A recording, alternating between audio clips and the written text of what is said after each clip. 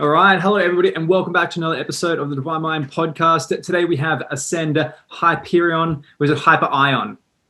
No, it's Hyperion. Hyperion, yeah. Spelled Hyperion. That's how I used to remember it. Yeah. So it's going to be great going through and chatting with him today. He's a Halo content creator. He's got over 20K subscribers on YouTube, puts out a great deal of his opinions on Twitter as well. So make sure that you're checking the links in the comments, so the description below to follow him.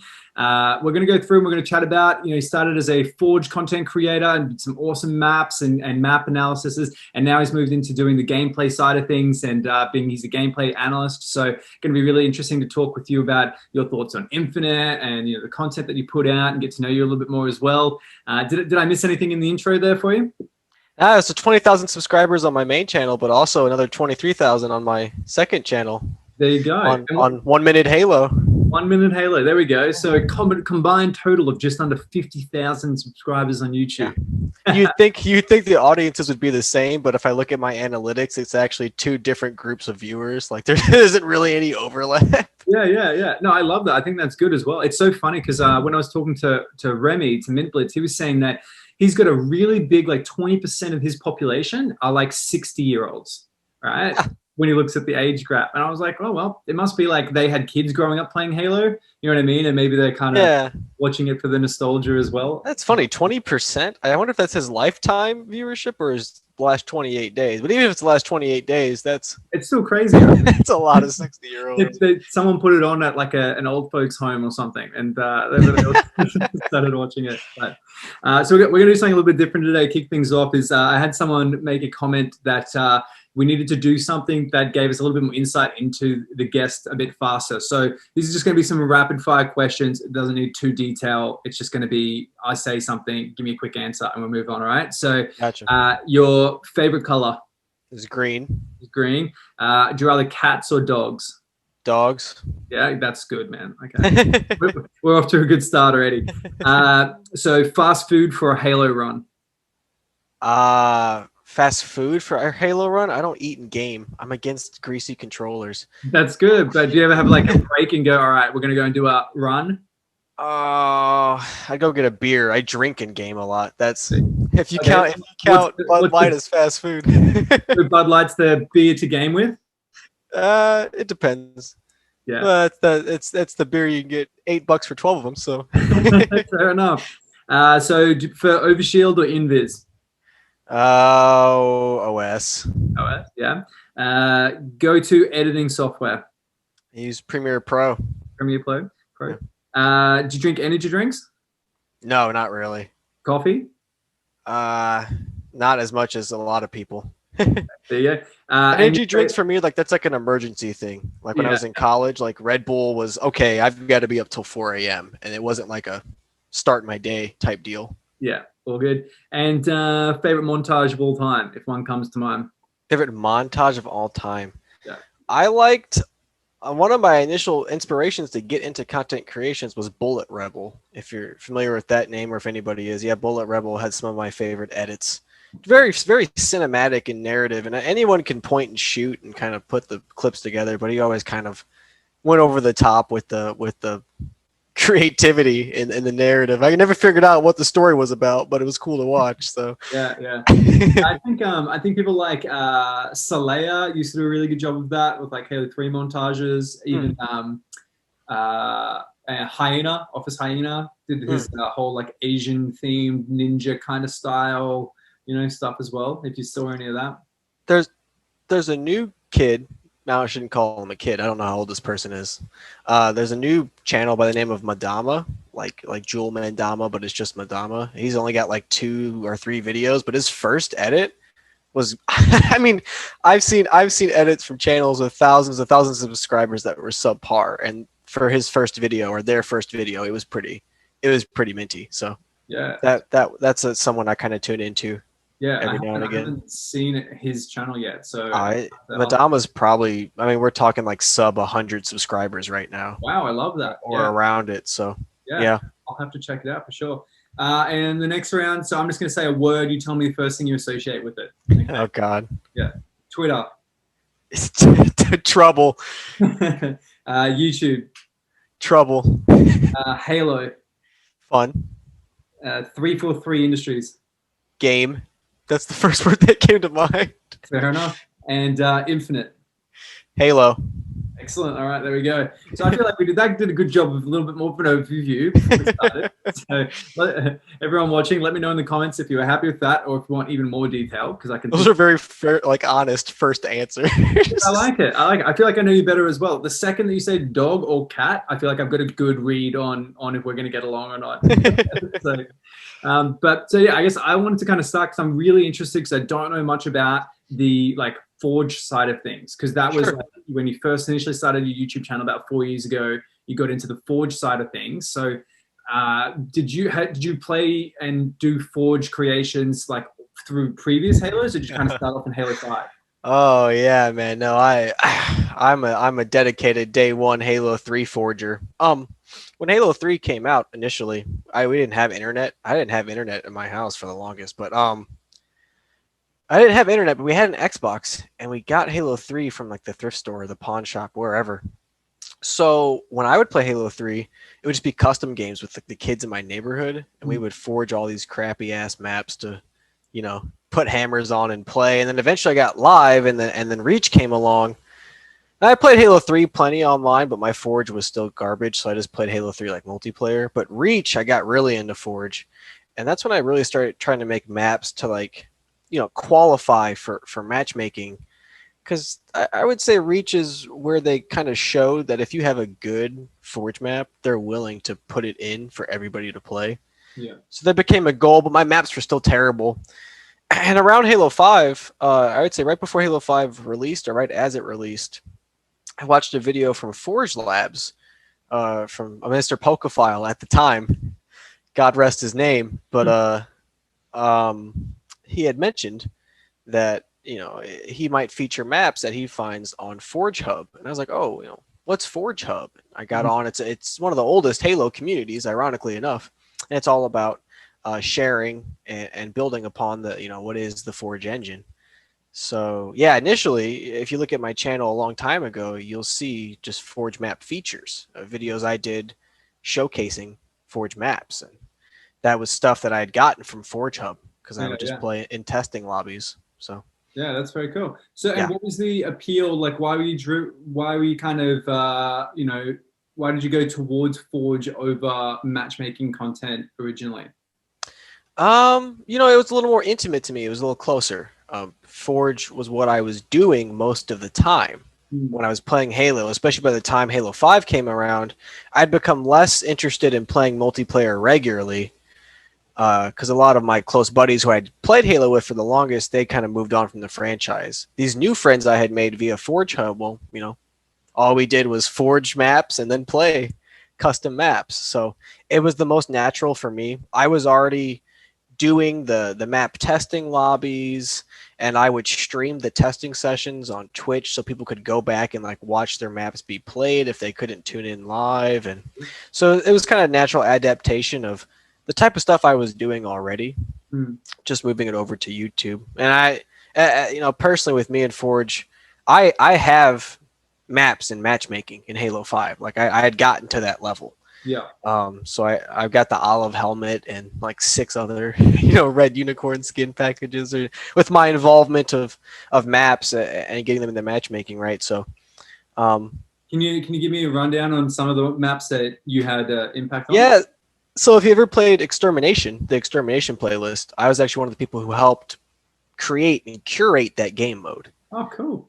And my map in particular, this is also a funny story, is the map Dreamscape, which was the map that if you look on, I think it's Hidden Reach, there was you could get out of that map, and it was this whole ordeal, and I had like 30 tags on Discord like, oh, Ascend, your map is broken. Oh no. So, yeah, no, it's a funny little thing, right? Because I'll come back to that story, but yeah, otherwise I had involvement with getting maps matchmaking ready, a decent chunk of the Halo 3 classic playlist maps, and just some miscellaneous ones then and there. A lot of the maps that go into matchmaking that kind of pass through my hands at like early levels. Some of those maps were in blockout form when I played them. There was no aesthetic. There was no, discernible feature on the map. It was just the geometry.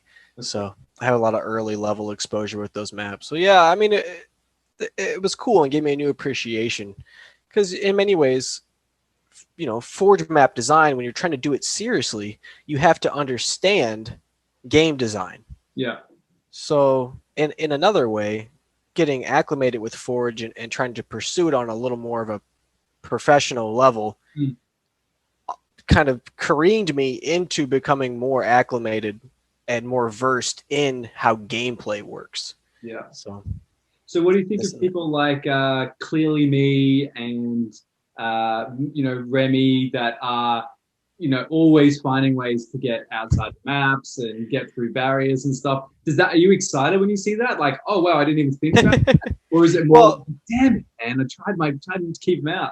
So I'll tell you, I don't know about those two in particular off the top of my head, but I know several like the Hidden Reach guys. Yeah. They were regulars in the testing lobbies that we did for matchmaking because they were so good at getting out of maps. Yeah. I think the thing people kind of misunderstand about Forge maps is that, like anything else, you're testing it with a group of 12, 24, 36, 48 people. Yeah. You know, you'll never replicate all the possible gameplay scenarios that thousands of people will get when it hits matchmaking. Yeah. So it is fun sometimes to see people get out of maps and stuff because it'll be a map that we sat down on for hours and we're looking for every possible way to mess it up, and it takes some guy 48 hours somewhere else to do it only because he was thinking in a way that we weren't. In the case of Dreamscape, when Hidden Reach could get out, that map actually has a hard invisible ceiling. Theoretically, nobody should ever be able to get above, I think I set the height to be above 48 units above the map, right? What they accidentally stumbled upon was a small sliver I had cut out in the invisible ceiling so I could enter the map while I was forging. Wow. And for the version that went into matchmaking, I hadn't closed my little entry slit. And coincidentally, they figured out that if you boost off this rock the right way, it shoots you up in the air right to the sliver of the invisible ceiling. That's incredible. So is that something, though, that they knew that slither was there from other regions? Oh, yeah. They probably opened it up in Forge because the invisible ceiling is an object you can see. Yeah. They probably opened it up and they were like, why is this gap here? And they were just fucking around down there. They were able to figure out you could slide off this rock the right way and up you go in the sky. So, and that I love that so much. That's one of the things that shows you how insane the Halo community is, right? At figuring things out. Yeah. Oh no, and people, I think some people in Halo 5 had very harsh opinions of Forge maps where they're like, oh, Forgers are incompetent or there's not enough care taken. I can guarantee you, as much, if not more time is put into Forge maps than some of the dev maps. Yeah. I mean, we're talking about groups of people spending hours and hours going over these maps before they even get considered for matchmaking. Let alone what happens when they get in the consideration process, because then it's a whole new beast. Accidents happen. You can't predict every scenario. We're not all Doctor Strange with the time, stone going through all the scenarios. Sometimes you just got to play it by ear. Yeah. So that brings me back to how did you get involved with actually influencing the maps and the game design of like matchmaking in Halo 3 and Reach and Halo 5? How'd you actually get to the point where the decisions and things, your thoughts were relevant, I guess? It was all just about community involvement. Initially, the first 2 or 3 years of my involvement in the community, it wasn't me trying to get famous. It wasn't me trying to be the best guy. No. It was me just every Thursday hosting a lobby where people could play their maps and get feedback. Mm-hmm. And eventually that became kind of an essential service. I built up a reputation as, if you want quality feedback for your Forge maps, talk to this guy. Yeah. Talk to these people. It was a group of people, eventually who became regulars, and that would involve, it came to involve pro players. It came to involve people from HLG. It became a community effort to take these quality maps and elevate them. And that eventually put me in a ring of community members that 343 would trust for feedback. Whether it was passing maps along or helping provide the testing services, it was all very community driven. Yeah. So, That's how it started. It was just contributing. You know, it was just that simple. That's such an important thing to talk about, right? Especially for people that are watching this, because you know I've gotten a lot of feedback that the audience watching this are majority content creators themselves, people that want to have, you know, combined total of 50,000 subs on their YouTube channel, and you know, Sure. and they're trying to find, do I have a niche? Do I just post gameplay? Like, how do I actually get to a point where I'm relevant in the community? And I think that what you just said then is a really good way to just start, which is just what you're doing be like a service, right? Where you're actually helping, your input, like the feedback that you're giving is relevant. The things that you're doing are actually like in some way benefiting the rest of the community. And so I really enjoyed that answer. Had they reached out for you to help with any of the Halo Infinite maps and stuff? No. Can't say even if they did. Well, I don't think anyone could say anything about the game if they could, but my involvement with Halo Infinite is just as distant as anyone else's, right? Someone sent me a DM on Twitter like, yeah, I heard that you content creators know something we don't know. And I was like, man, you fucking tell me something, because all I know is what went on YouTube, you know, 2 weeks ago. So how do you feel about Infinite at the moment? How do I feel about it? Yeah, what's your like general opinion and feeling of it all? It looks cool. I mean, I think it looks pretty cool, truthfully. I've got no real complaints. You know, when I get the game, I'll probably have complaints, but I'll probably like it all the same. So yeah. Well, I'm excited for some of the new quirky stuff, like throwing fusion coils, and you know, they keep showing grapple hook and the drop shield, and they showed that sensor thing. Yeah. And there's not like a shield, right? But he like reflected the projectile. So there seems to be like a new cool kind of re-envisioning of equipment and armor abilities. And I spoke to that in a previous video. Yeah. About what that could represent and mean for Halo. So I think they're just making cool changes and cool additions, but you know, I won't have a full-fledged opinion until I play it. Yeah. That's probably a good way to do it, right? Well, I could just lie. I could just speculate through my teeth and rake in all those YouTube bucks, and you know, I could pretend. Yeah, it's a good way of thinking about it. Like you said, just waiting until we get the game, because I think that if more of the community did that, there'd be less shit talk, right? Well, yeah. So I mean, I did a video, I guess it'd be about 7 months ago now, about armor coatings. Kind of in response to, you know, this isn't to bash one particular content creator, but when armor coatings kind of became out in the public forum, content creators were making the same video over and over again. They would say armor coatings and money, and that was it. And guess what we knew nothing about? We knew nothing about the money, and we knew almost nothing about armor coatings. So the video I made was just talking about, well, we don't know anything really, but here's what we do understand about how it does work. Here's what they've said it'll do, and I explored what it could mean. Here's some of the benefits. Here's some of the potential drawbacks. A common critique I got was I didn't talk about money.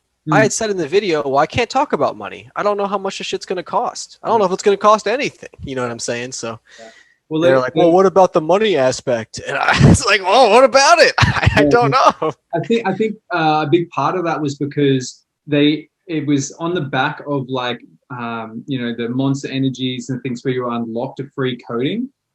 Saying that they have to say what the relevant value is of the thing that you get. That's part of like when you do those type of promotions. And it said that the redeemable was to the value of $5.99. So that's why people were losing it, because they were like, what, if I want a blue armor coating, I've got to pay $6 for a blue armor coating? And sure, but it's one of those things. All you have to do is slow down and like realize like, this monster energy like promotion is not going to reflect the entirety of an in-game customization system. And for some content creators, it doesn't matter. All that matters to them is pulling as much gab as possible. Yeah. and you know that fuels these environments of reactionary nonsense. So now you know now that we've been told on video that armor coatings are going to be like unlockable in game and they're not going to be super monetized, I don't see any videos apologizing. I don't see fair enough. clarifying. Yeah. I don't see any videos like reassessing, because you know that's not where the interest was. The interest was in spooling people up so you could getting in on the clout, getting in on the let's well, and you know that's really an interesting thing to talk about, because I have a big kind of theory that the community is its own biggest enemy when it comes to bad feedback for Halo. Oh, for sure. and you know what doesn't help is that at the moment we're so split between OG Halo, like say MCC style, and then Halo 5. And what both communities don't understand is if you want either variant of that to go, we should be supporting each other in some way, right? Like, oh yeah. And yeah, anyway, so it's really interesting you say that, because I noticed the same thing when I was watching through a lot of YouTube. You know, some of the bigger content creators that I think get it were really careful about their critique, because they're obviously allowed to put out, you know, their opinion. But I thought they did a really good job of holding back the negative elements that were clearly being brought up a lot, and focused just on some things that they're ready to enjoy. But again, because they were so on edge about it, it never felt like I was really getting an actual opinion from some of the bigger content creators, right? It felt like I was just getting what they thought was the best thing to say to help it get hyped. Does that make sense? Yeah, I mean, you know, in a way, it's playing it safe. Because these guys don't want to risk their images. These are some people who have previously built their fan bases on clout and negativity, you know, so a lot of content creators, and, you know, power to them, whatever, it's their channel, do whatever you want. You know, they're just trying to protect their image. You know, they're not willing to commit to a certain viewpoint because they don't want to have to try to backtrack it 5 months later. Yeah, I get it. I'm gonna make a mental note of that. If I say something that turns out to be like completely untrue, I'm gonna try and make a point to address it in a video and be like, well, not specifically for that, but maybe if I've said something in a previous podcast, I'm gonna say, look, I've got to say that 6 months ago I said this and it was completely untrue. Because well, it's less, you know, you play your cards right. It's not about having to go back and always redo. It's about when you say the thing the first time, make sure you're not, you know, talking out your rear, you know, say something sensible the first time around. It makes it really easy to iterate upon that opinion, you know, and commit to what you say. You know, if you say it, mean it. Don't be ambiguous.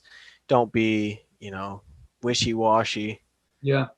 So because obviously now we don't have red and blue, right? We've got the armor coatings that I think is the team colors. Yeah. What's your feeling on that in general? You know, this is I've been asked this several times in comments and in posts, and, you know, I think it's easy to list what could go wrong and go right. But for me personally, and how I write my videos and form my opinions, I won't know until I get it.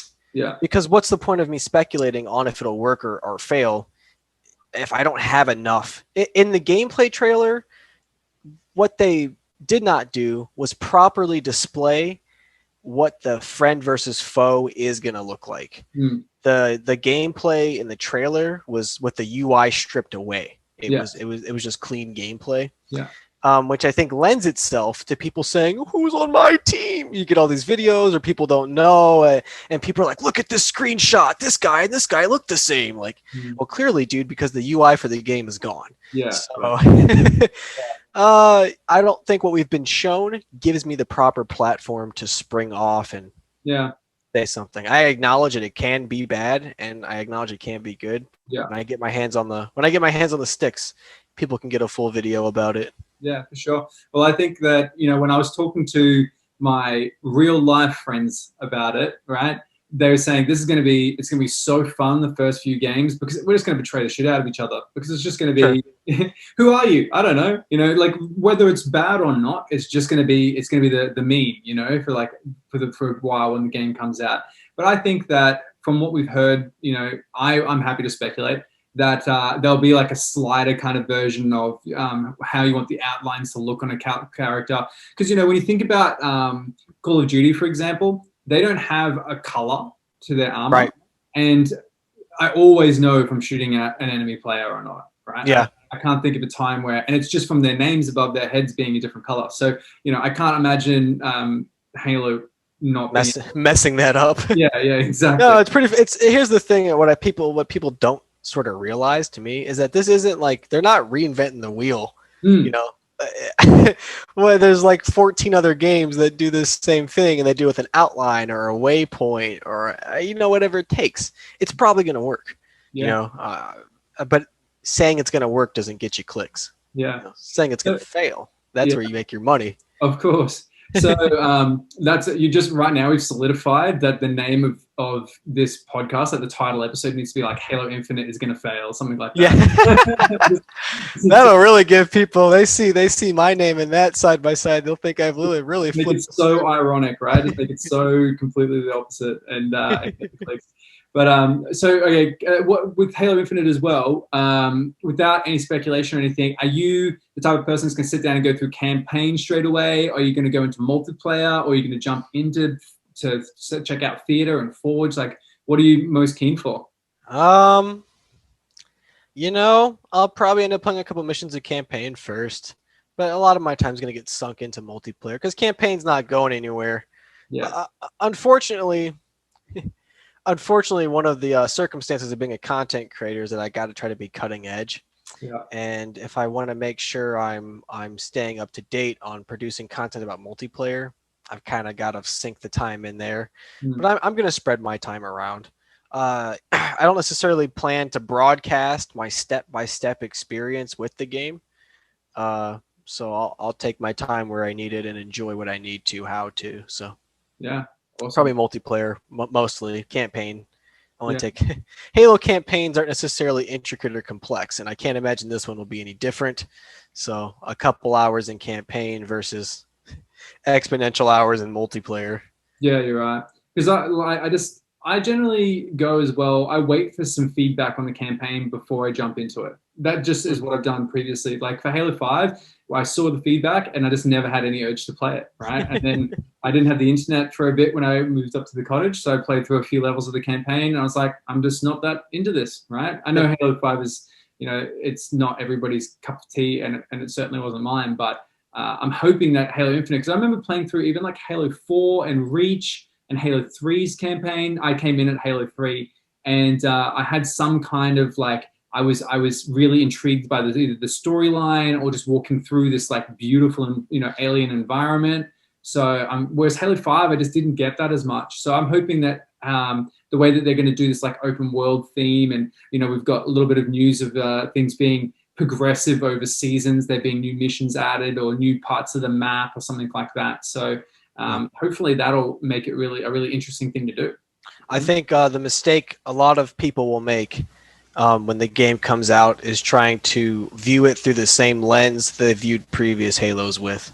I think if you're going to make real intelligent and insightful observations on this game, you're going to have to start from ground zero. It's going to be really hard to compare a campaign that's built around a changing yet open environment to campaigns where you just teleport around the different parts of the galaxy and yada yada your way through combat. It seems like it's going to be a little more, in a way, low key. Yeah. Not going to have potentially these giant grandiose moments where you're standing on the edge of the galaxy or where you're flying through the heart of a Forerunner, battleship. But the moments that replace that in Halo Infinite are going to have to be given their due, or at least appreciated for what they are. So I think people are going to struggle with that initially.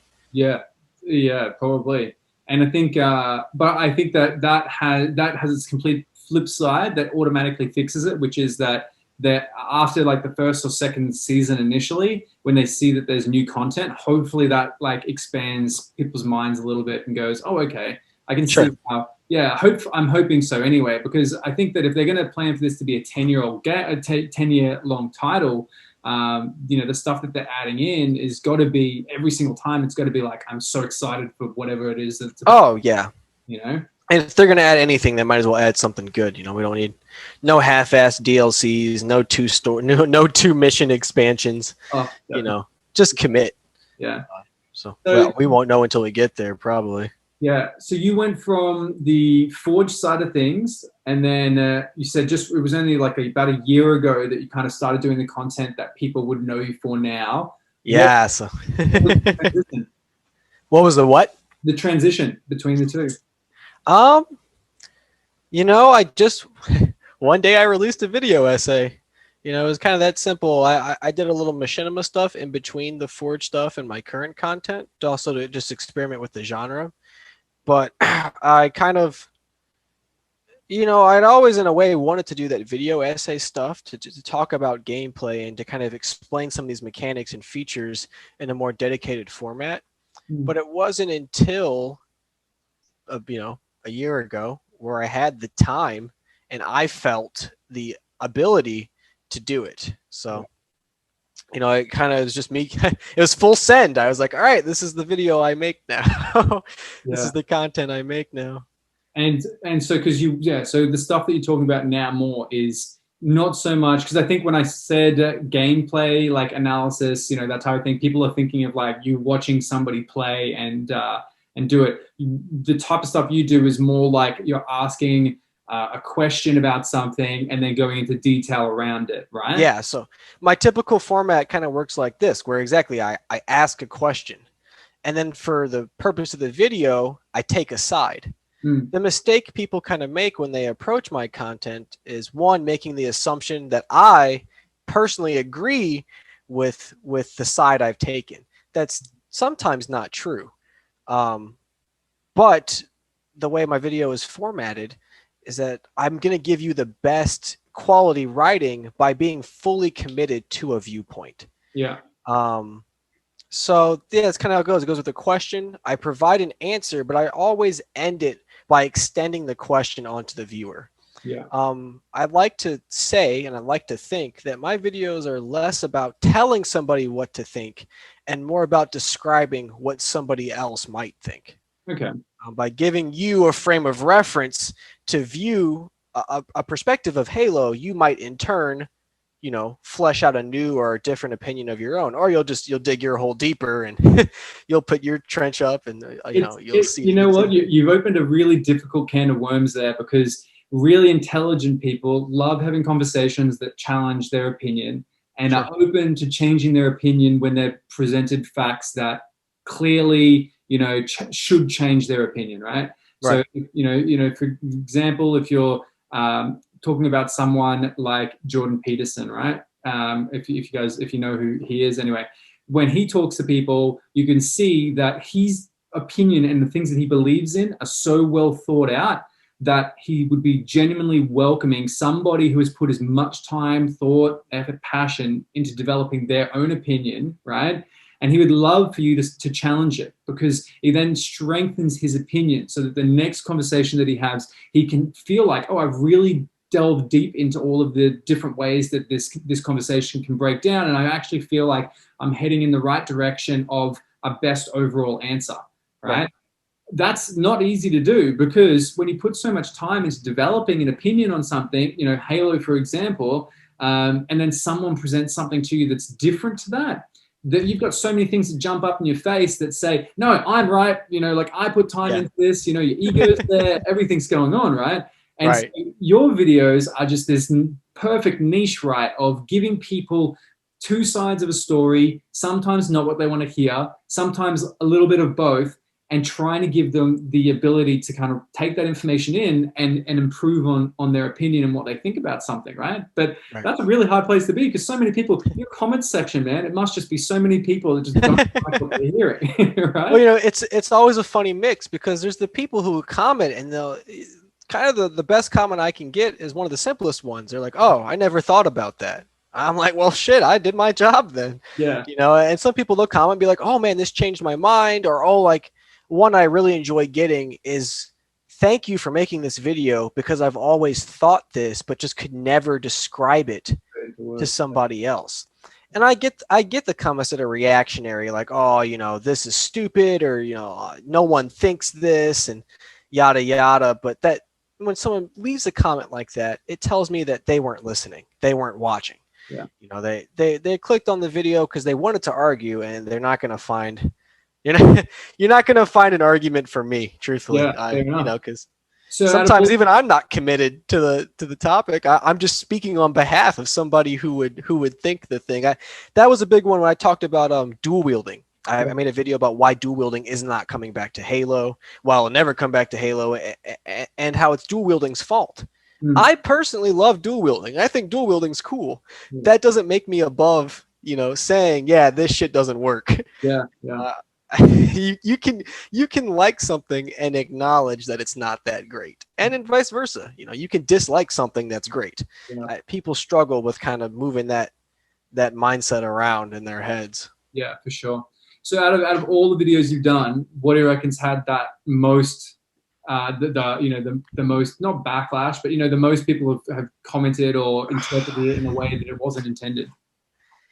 Took it in a way that wasn't intended. So the armor coating one is a good example, because people just got really defensive and upset. It's partially because people were sent to that video from a different content creator who didn't understand the video. Oh, okay. So there was some there was some influential driven controversy. But I think one that always comes to mind, and one I still get aggressive comments about, is I made a video where I talked about how the Halo community doesn't have a lot of women. In fact, it has almost none, when you're talking about the full set of numbers. And I had wagered in the video, I was like, the problem isn't how many women is playing Halo. The problem is that we have a decent amount of women playing, but they don't move from the game platform onto the community platform. I spent half an hour or so, not half, however long that video was, maybe about 13 minutes or something like that, sharing some numbers about who the women in the community are and where they are, and here's how they stack up. And then I interviewed women from the community, to give them a platform and to share, because I don't know fuck all about being a woman playing Halo, right? So the best way I could get answers is to bring women in. And I just get a lot of stupid comments like, oh, girls hate games, and well, because Halo is for men, and why this isn't a problem, why are you talking about this? So that gamers get really mad when you talk about women. I don't know why, but yeah. that one still, and that's also in that same right. It's a video where I get plenty of comments that say thank you for making this. Because this is expressing viewpoints that previously haven't been platformed. Yeah. I have a recent one that's like that. I gotta look at my I gotta look at my list here. Yeah, no, it's okay, because that's such an important video to be made, and I think that you hit the nail on the head. Like, the fact that you brought in and interviewed women and to get their opinion and them to say the side of the story was a really smart thing to do as well, because like you said, neither of us are women and we don't want to know what it's like to be. Yeah, what do I know? And it's always funny to me where the guys come in and like, yeah, I know plenty about women. Dude, I guarantee you don't know shit. Let's start there. Yeah. We'll end the comment right at that mark. Yeah. So a big one recently that I got a lot of flack for, and still am, actually, I think now is my most disliked video. Wow. Is what I talked about why it's time to get rid of the Spartan Laser. Oh. Where I divulge how the Spartan Laser imposes some fairly excessive restrictions on the vehicle sandbox, when in turn it was supposed to just equate to balance. I talk about how it overstepped the realm of balance and resulted in its own way a break of the vehicle sandbox, and how its failure is it's not a secret as far as the game dev has gone. The Spartan Laser was really prevalent in Halo 3. And you'll notice it's kind of fallen off in the past couple of games and been replaced by alternatives like the Hydra or the grenade launcher or the railgun. So I'm not necessarily telling anybody anything new.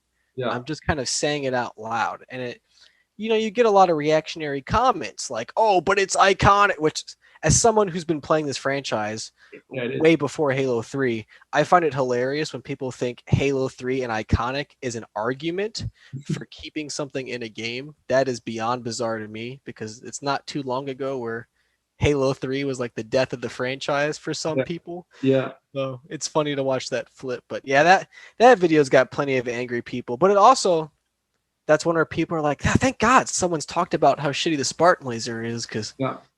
no one, Well, people you know, aren't willing to risk that. yeah. I find this interesting. I haven't watched the video, so I'll chuck my 2 cents in because I'd love to hear your opinion from Sure. someone that's done a bit of research, right? So in Halo 3 especially, having power weapons on the map was like what made Halo 3 competitive, right? Like because you had to control the times that it spawned, you had to be, you could essentially take the other team's ability to have a laser away from them, right? And in the same thing, if you got it, it was relatively confident one shot to pretty much any vehicle.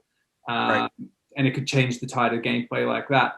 Right. So it kind of still felt relatively competitive and you could control it and it wasn't outside of bounds. Is that fair to say for Halo 3? So yeah, you're kind of knocking on the right door when we talk about controlling weapons and controlling the flow of power on the map. But here's the difference. Listen, a 4v4 map, if I'm timing rockets, I'm timing sniper, I'm timing the control of one element of the power disparity in the match. And that is a fairly temporary and short-lived change on the power display. Mm-hmm. When you talk about BTB, you still have the weapons, tiers 1 through 3, if you rank them by power. But by my personal rhetoric, I qualify vehicles as the 4th tier of the weapon sandbox in Halo, saying that what makes vehicles the highest ranking power deliverer is that not only do vehicles give you higher damage output, they also give you extra health, enhanced movement. You completely catalyze the character into a mobile death machine by entering a vehicle. Yeah. Weapons don't do that. Now you have a weapon that you take it out of play. Let's say I grab it. I'm on red team, you're on blue team. I grab the Spartan Laser. If there's no vehicles, then sure, right? I'm only controlling one element. But with my Spartan Laser, I can eliminate your entire 4th tier of power. I can take out your Hogs, your Banshee, your Wraith, your Tank, whatever. And I can do it like that, So the amount of power you're displacing by controlling the Spartan Laser is insane when you contrast it to how much you can displace if you pick up a shotgun. Yeah. Or if you pick up even rockets can't displace that much power on a map. Yeah. So I'd said it overstepped. It was intended to kind of bring the disparity with vehicles down some, but it just it tossed caution to the wind and just represents this voiding of an entire class of damage. Yeah, yeah. Well, I think this is just my personal opinion. I liked the way that it worked in Halo 3, right? But that's because of I agree with what you're saying. But the thing I see outside of that is that there's a complete opportunity for both teams to, in most BTB maps, except for maybe Valhalla, have an equal grab at that Spartan Laser to control. Sure. To control that 4th tier, like you're saying, right? Most of the time. If not, you've got things like on Valhalla to make that point, the rocket pod launcher, you've got the power drainer, you've got like a number of things that can help influence the way that 4th tier plays as well. Where I see the death of the Spartan Laser, like what you were initially saying coming from, is in Halo 5, for example, and playing Warzone, which was could have been such a vehicle heavy experience, right? Right. It's really difficult in a game mode that, like Warzone Turbo, for example. You bring out a vehicle, there's 5 lasers pointing at you, a railgun. Instantly. And you're gone, right? And so in that instance there, I can so see that, it, and you'd argue that there's probably even a 5th tier when you think about some of the weapons that we've got in Halo 5. The wreck weapons and the wreck vehicles kind of overstep the overstep the measurements in some cases. Yeah. So, but I find that that's very interesting, man. I'm gonna have to make sure that I go through and watch more of your videos because I think that there should be, yeah, more people that are having those kind of conversations. I think that's really an interesting way to kind of open up different elements of, and like you said, hopefully there's at least a few people out there that are listening to that and going, I've actually never thought about that, but that's a really good point to make, right? Sure. Yeah. The more that the community starts to think like that, the more that we can like critically but precisely analyze what's happening in the community and give good feedback on it, rather than it just being rubbish comments like "this isn't Halo" and "that's not what I want." Very insightful. It's iconic. Yeah, yeah, exactly. Way to add nothing to the conversation. Good job. Yeah, no, I love that, man. I just recently the other day you put out a list, I think, on Twitter of different content creators. Run me through that a little bit because I've got a screenshot of it on my phone, and I loved it because I'm always trying to find new content creators, and I set myself a challenge that I'm going to try and interview every single person for the podcast on that list. Pretty cool. At least mainly the English-speaking ones. I think there was a few from other countries maybe. There's a decent amount. So within the top 10 Halo content creators, about half are Hispanic Halo channels.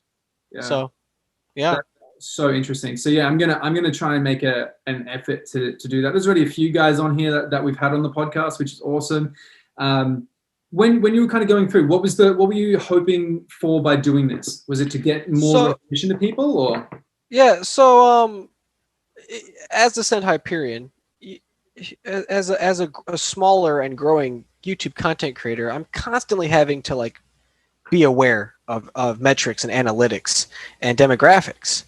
So I keep kind of automated tabs on movements in the community, viewer bases, who's watching who and why and how, just so I understand where I sit in the ever-changing algorithm that is, YouTube viewership. So that list I put out, I figured like, well, I've gathered this information on the top 50 Halo content creators. This would be a useful public resource. So people understand that, by no means is one content creator the full representative of the community, one. And two, there's a lot more people out there making Halo content than I think some people want you to believe. There's some content creators who it's advantageous to them to act like, they are the epitome of Halo, and that happens at all levels of subscriber base. But by putting a list out there and showing people this is who's watching who, it helps people kind of put a frame on, it's a snapshot of the community and who's making what and why. So the other thing, what I pushed the other day was a correction to the list to add a couple people who were missed to it. But on the previous post, I had shared, okay, here's the subscriber bases, but here's the actual viewership. Yeah. So Halo Follower is the most subscribed to Halo channel. He's not the most watched Halo channel, not by a long shot. Yeah. He's beat in the millions by channels smaller than him. In fact, some of the most viewed Halo channels right now are not the top 10. We're talking like maybe these are guys swinging towards the mid 25. Yeah. So it's just to give people a good idea of where we sit as a community. It kind of springboards off a conversation I had with Bucket Vass, where she mentioned, we were talking about how you'll notice on that list, there's no women on that top 50 list. I did notice. I pointed that out. And she was like, well, on top of that, when you think about it, even the most popular Halo content creators kind of are nobodies. And I was like, well, do you think so? And she's like, yeah, think about it. So I looked at the numbers. I mean, sure enough, the top Halo channel has 600,000 subscribers. I mean, that's nothing. When you talk about gaming as a sphere of content, 600,000 subscribers after how long Halo Follower has been around? 10 years or something? Yeah. I mean, that's not to rag on Halo Follower. That is an indicator of maybe a ceiling or an issue that the community faces. Yeah. Even the most popular Halo content creator is, a C tier gaming channel. Yeah. So well, that's that. I think there's an interesting point there as well. Is that there's probably a number of people that might have been on this list, but once they got popular enough from, say, Halo, that they ventured into a different game, and so they're not on the list anymore, right? So yeah, you bring that up. A good example is Forge Labs. Yeah. Forge Labs switched off of Halo maybe 4 years ago, 3 years ago. He's in the millions now. His videos top 10 on trending. Luke the Notable is another guy switched off of Halo, you know, does Minecraft, does Fortnite or whatever. Top 10 on trending. Yeah.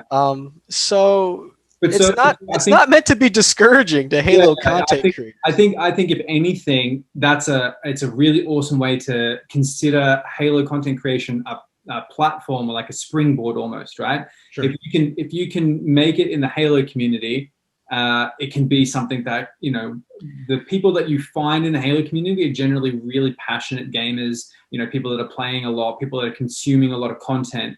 And you can see, like you just gave then, examples of people that have taken what they initially started in the Halo community and used it to kind of jump into other games as well. Whether you want to do that or not, I guess is you know, up to each individual. Yeah.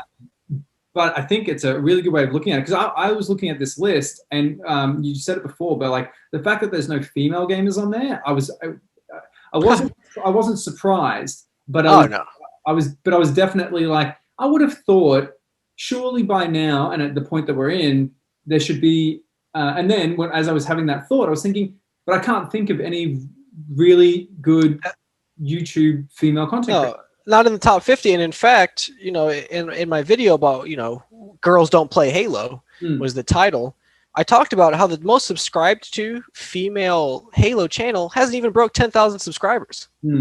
And I mean, like, people are like, oh, why is that a problem? Well, statistically speaking, realistically speaking, we can't get one in the fucking top 50. Like that, you know, that it's a massive sweeping problem to me, because it's not like women only occupy 1% of content creators. In fact, they occupy a fairly large percentage of the total Halo content creators, but none of them have hit some level of higher relevance. Yeah. So in a way, the chart is a message to people. If you're a channel with 10,000 subscribers and you think that's nothing, don't worry, because the top channel only has 600,000 and it drops from there. I mean, it drops off a cliff from there. Hitting 100,000 in this community is a massive accomplishment. If you get 10,000, you're 1/10 of the way there. You know, you're half a step away from being in the top 50. So well, you're looking at halfway down that list is about 70,000, right? 73,000. I'm looking at it at the moment. That's about halfway, and it's the reach way, right? At 73,000. And then you've got some really amazing channels in that middle section there, right? Like you've got I've just lost where I was at. Single Halo clips, which, like, arguably, I think that the content that they do and the way that they pull a community together is fantastic. Also, they've been doing a lot of work, right? Fun fact: Single Halo clips, most viewed Halo channel. There you go. So good example, right? Highest viewership in the whole community. There you go. Yet halfway down that list. And then you've even got someone like Proximity down there, which, you know, he's a fantastic content creator, really talented player in general. And FatRat. FatRat is probably one of my favorite content creators to watch at the moment, just because the level of abuse that he dishes out to casual MCC players is disgusting, but love it. Yeah, so man, I think this list, I'm gonna have the list on the screen here while we've been talking, so people can kind of reference what we're talking about. But that's a really handy tool for people to have, especially to find those people, because I didn't know a lot of them existed, and I went through and started subbing to all of them. Oh, it was a big community. I think when I first started it, I went on Twitter and I said, if there's a Halo channel above 10,000 subscribers and they still post, give me their channel link. And it was fun because in the thread, even people were like, wow, there's all these Halo channels. That list is community driven. So if somebody watching knows there's a Halo dedicated channel that could fit on that list and still uploads, you just gotta let me know. Yeah. Well, I'll yeah, go I in. think that's it. I'll keep an eye out as well. I'm constantly like, I know I'm probably one of the few people that's looking through the hashtags on YouTube. I know that a lot of people don't do that, but that's because I'm trying to find smaller content creators and everything as well. And you know, there's a lot of people posting Halo content, but most of it is still like they've just uploaded them playing a game.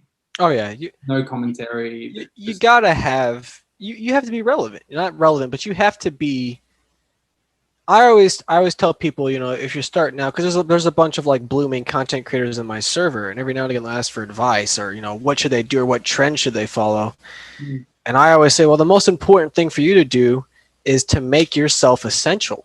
Mm. You know, make yourself distinguishable. If someone says, yeah, I'm watching Skippy today, they better fucking know who Skippy is. You know what I'm saying? Like, they better be able to describe you apart from 50 other content creators. Yeah, You know what I'm saying? So yeah, exactly. Well, what I don't notice on there too many other people that interview other content creators. So I think maybe I've got my own niche there. I don't know.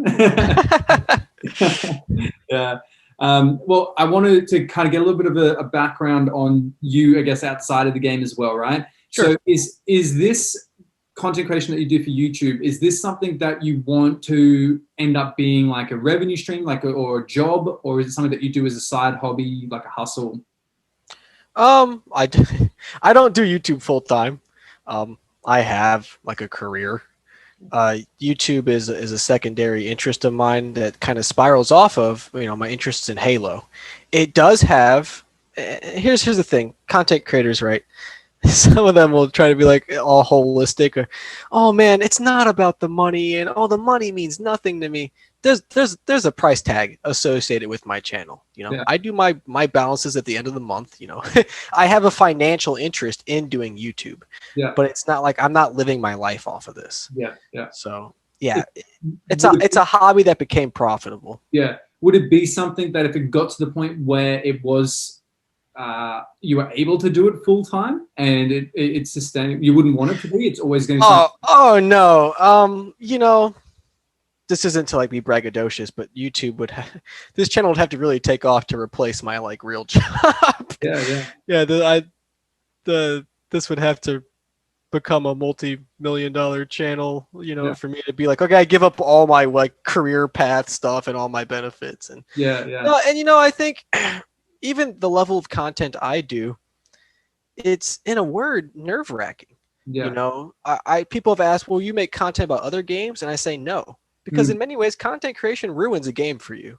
Or, you know, it ruins some aspects, or it takes away some of the fun. I still love Halo. I still enjoy Halo. But being a Halo content creator has permanently altered how I play and enjoy the game, and how I interact with the game. Yeah. So, no, I full-time content creation, just I couldn't do it. No. No, that's really interesting. I think you're the first person on the podcast so far that has had that answer. I think everybody else is they do it. Just built different. But different. But I also think that goes to show that the videos you're making and the response that you're getting to them is because of your general attitude towards it, right? Like, I don't make anything. I don't make anything for shits. I don't make anything to chase. If I make a video, it's a video I wanted to make. Exactly what I mean, right? And I think that's probably why there is a lot of people out there that really enjoys your content for the transparency that it gives, right? So awesome. I really like that answer. Outside of here as well, did you go to uni or anything? Like, did you? Do you want to say what you studied, or would you rather keep that? Sorry, what was the question? Can you say what you'd studied, or would you rather keep that? Oh yeah, I have a degree in civil engineering. I'm an engineer. Is my profession. Yeah. So yes, I did. What made you go with civil? When I was in high school, I took it's kind of like a two-sided thing, right? I took a civil engineering partnered course through my high school where I got to get exposed to AutoCAD and Autodesk Revit and get an understanding for civil engineering as a field, but also I originally come from kind of a low-income area, not kind of, and as I got older, as I started to mature, I realized a lot of the problems in my community could be remedied if someone just bought X thing and fixed it or did something new with it. You know, if there was money in the economy for the economy of some of these areas, if there was an effort to renovate and to improve the quality of life in these areas, you know, it could flip things around. So civil engineering offered me a path and you know, a career future where I'd eventually get to come back and make good on those ideas I had when I I was love that. younger. So Yeah, dude, that's awesome. I'd say that back in Australia, like 85% of my close friendship group are engineers. yes. Yeah, we've got mechatronic engineers, aero, chem, mechanical, just That's and a I bunch. couldn't do Arrow. Yeah, Arrow is something entirely different. Luckily, all my shit, if my stuff is moving or in the air, I have messed up yeah, terribly. yeah, should be on the ground. Yeah, no, that's awesome, man. What about like health and fitness for you? Do you do any training in health and fitness, or I'm a gamer. No, when I was 18, I had a series of spontaneous pneumothorax, which is doctor speak for my lung kept collapsing. oh wow, To get it fixed, I had to go in and do all these corrective surgeries. My breathing's all messed up. My lungs are now two different sizes. wow, You know, I'm already a gamer, so I'm already not the shining picture of health. But after that, I was pretty out of whack for a while.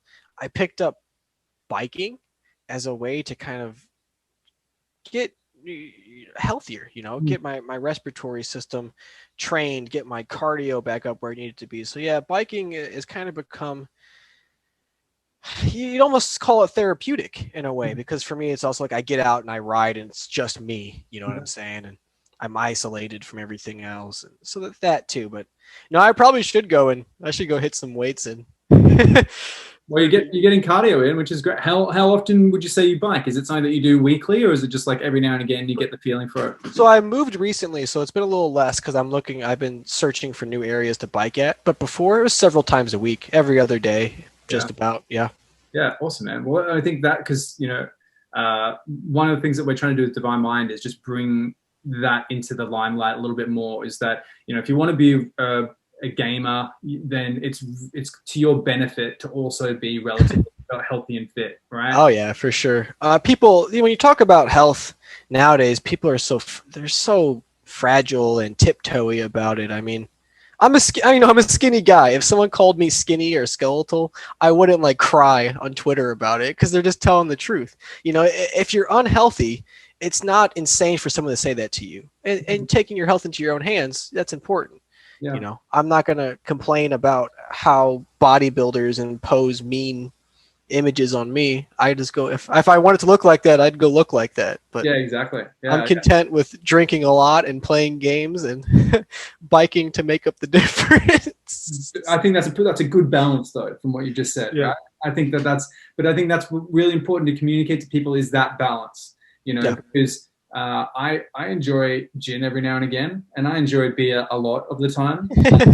But I do as much as I can to remain as active as possible, because that's, for me personally, it's a huge part of my life, and I couldn't operate. I get out of routine. I feel terrible when I don't have it there. But I also know that a big part of like my confidence and my ability to concentrate and stay focused on something comes from how well my health and fitness is in check. Like Right. Oh yeah. It's insanely different. I was talking with friends the other day, and I was doing something, and we were going upstairs. I was going upstairs on a job site, and I was on like the 10th floor. It was all stairs. There was no elevator because this building is, in progress. And in my head, I was like, if I tried to do this 3 years ago, I'd be like on the ground, like dying. So those benefits you get from living even a semi-healthier lifestyle, they pay out. Yeah, definitely. So I've got two questions that I like to ask when we kind of finish up. Sure. But before we go into that, is there anything in particular that you wanted to talk about that we probably didn't get a chance to? I don't think so. No, I really enjoyed our conversation. I think you've got the content you're putting out is different to everybody else's, and I think it's really thought-provoking. So really enjoyed the conversation. Thank you. For everybody that made it this far through, please leave a comment. Let us know what you thought about the podcast, and make sure that you check out Ascend Hyperion's content It'll all be in the description, so it's easy to do.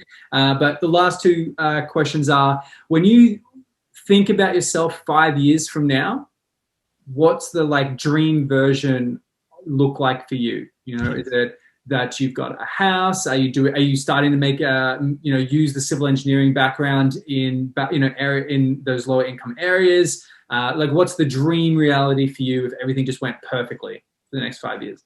In about 5 or 7 years, I have a plan to buy some land and build my own house.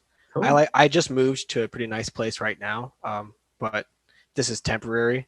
So yeah, in about 5 or so years, I'd like to be starting that plan to kind of establish my permanent residence. Cool. So, and I've mentioned on stream a couple times that in 5 years, you'd be hard pressed to see a new Ascend Hyperion video. I had said that, realistically, the channel's on a timer. Right now, I have the advantage of having no kids, no pets, no, outstanding obligations besides my job and my relationship. Mm-hmm. But that changes, and I think eventually I'll hit a point where, Ascend Hyperion isn't the game anymore. Yeah. Well, I mean, maybe something will change, but right now, as I project it, all things come to an end. I've got my fingers crossed that Infinite's just going to be such an amazing game that you're going to love it, and you're going to have content that you want to put out about it for the next 10 years. That's part of in my mentality about how I create my content and how I phrase it and write it. In my ideal sense, even if I'm not making more Ascend Hyperion, I'd very much enjoy Ascend Hyperion to be a channel that is still visited and referenced and watched. I'm inspired pretty heavily by channels like Salmonella. Salmonella hasn't uploaded a video in quite a while, but he still gains, millions of views because his content is in a way timeless. Yeah. So my hope is that whatever I've produced about Halo and what I continue to produce will be so intrinsically interesting to a Halo fan that it'll have longevity beyond just having to be a new episode every week. Yeah. Well, that's what's that guy on Facebook that does that similar? He only puts out, I think, 4 videos every year. He did the like squirrel trap. I don't know. I'm sure you've probably seen it at some point, right? Where he built his whole backyard into this like obstacle course for a squirrel. Yeah, I've seen one of them. Yeah. So he only puts out 4 videos a year, but all of his videos go super viral across Facebook, across YouTube, on whatever platform it goes on. Yeah. And he does it I don't know if he does it full time, but initially started it just as a hobby, right? Just as like, he literally was looking at the squirrels, eating at the bird feeder and said, I really want to build a squirrel trap, right? Yeah. It's a very genuine way to make content. I'll be the first to tell you, people make ungenuine content. There's people out here just looking to capitalize on you. And I always really appreciate content it's just some person who are like, oh, this is kind of cool, and they upload an 8-minute video, and you watch it, and you're like, oh, that's pretty cool. And, so no, that stuff's good. We need more of that, truthfully. Yeah. I think this is a little bit off topic, but what you just made me think of then is I think there's a really big niche for people recording gameplay with their in real life friends and like trimming it down to highlights and funny parts, right? Because everybody loves talking about the nostalgia and the funny times and the lands and all that type of stuff. I think there's a big niche there for like, and actually one of the projects I'm working on at the moment is trying to get a group of my in real life friends to create content, but without knowing they're doing it. If that right. Because some people, they ham it up. I've tried to record live gameplay before, and it's just impossible because you invite people and they're trying to be the funny guy, or man, is this guy racist? And it's not authentic. It probably wasn't authentic in 2012 either, but at least when I watched it the first time, it seemed authentic. So but I think that's because look, I reckon if you filmed like a 4-hour gaming session with any group of mates that have all got their own banter and their own friendship, right? And then cut it down to funny moments, you first of all would be a really great place to build a relationship with these people, like a friendship with these people from watching the content. But Right. second of all, if your mates find it funny, like there is a good chance that there are other people out there that are going to find the same thing funny to watch, right? So I'm calling it as a niche that eventually we'll start seeing more and more videos about, and it'll become, I think so anyway, my personal opinion. But the last question for you is obviously you got tagged in. Who tagged you in again? Was it it was Taquan, the retweet? Kevin Cool. Kevin Coolix, yeah. So I asked someone to tag in someone that they think would be a valuable person for me to talk to on the podcast, get a little bit more of their background, get their story, get their opinions, kind of like what we did today. Who comes to mind that someone would bring a lot of value to the podcast? Yeah, you want a Halo content creator? I think you should get in contact with Miss Precursor. I think she goes by Miss Precursor, not Lady Precursor. I think I'm confusing two people, but Miss Precursor. Yeah. Miss Precursor. All right. I'll let you, if you've got the @ on Twitter, just introduce us and say, hey, gotcha. Yeah, Liam from My Mind's going to get in contact with you, and then I'll slide in the DMs and say, hey. Otherwise, it can be like, who is this person that wants to have a But so I'll let you do that, and then yeah, we'll get. Did you say it was Miss Precursor? I'm pretty sure it's Miss. Awesome, cool, and we'll get her on. Looking forward to chatting with her as well. We've had a few girls on the podcast so far, but definitely not enough. So it's always good to have a new lady that we haven't spoken to yet. I'm gonna have to eat my words. I guarantee. Now that I really think about it, I'm like, I think I'm getting their username wrong. That's all right. We'll find it, and I'll apologize when we. Oh no, it is me. It is Miss Precursor. Excellent. I just gotta lay off the henny.